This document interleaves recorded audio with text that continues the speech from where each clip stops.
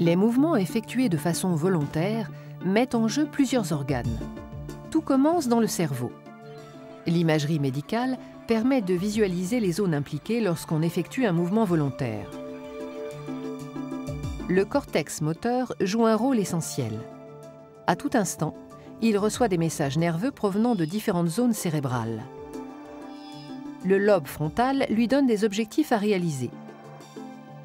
Le lobe temporal lui rappelle quelle stratégie il a déjà adoptée pour planifier un mouvement. Et le lobe pariétal lui indique la situation du corps dans l'espace.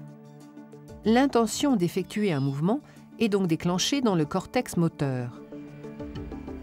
Des interactions très complexes avec d'autres zones du cerveau sont mises en œuvre. Les ganglions de la base et le thalamus interviennent pour rendre le mouvement harmonieux. Le cervelet joue un rôle primordial dans l'enchaînement et la durée des différentes phases du mouvement à réaliser. Le cortex moteur recrute certains neurones qui iront activer des muscles très précis. Chaque partie du corps est en effet prise en charge par une zone plus ou moins large du cortex moteur. Plus la zone est grande, plus la précision des mouvements est importante.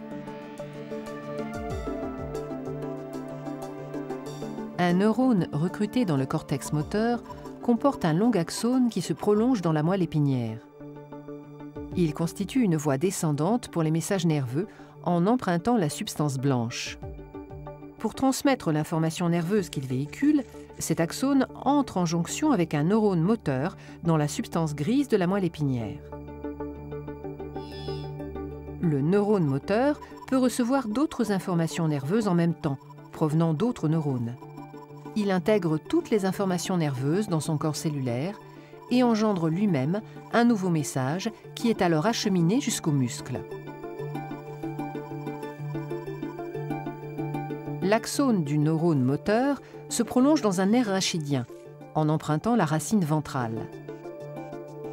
Le message nerveux parvient alors à l'extrémité de l'axone, c'est-à-dire à la jonction neuromusculaire, encore appelée synapse neuromusculaire.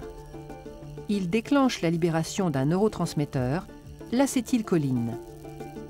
Cette molécule se fixe sur des récepteurs présents au niveau des fibres musculaires. Activées, ces fibres constituent une unité motrice. À l'intérieur, des myofibrilles glissent les unes par rapport aux autres. Ces déplacements engendrent un raccourcissement des fibres musculaires. Ce phénomène, répété dans de très nombreuses fibres, est à l'origine de la contraction du muscle. Sa longueur totale diminue, ce qui tire sur les tendons qui le raccordent aux os. Une articulation est mise en jeu et le mouvement est réalisé.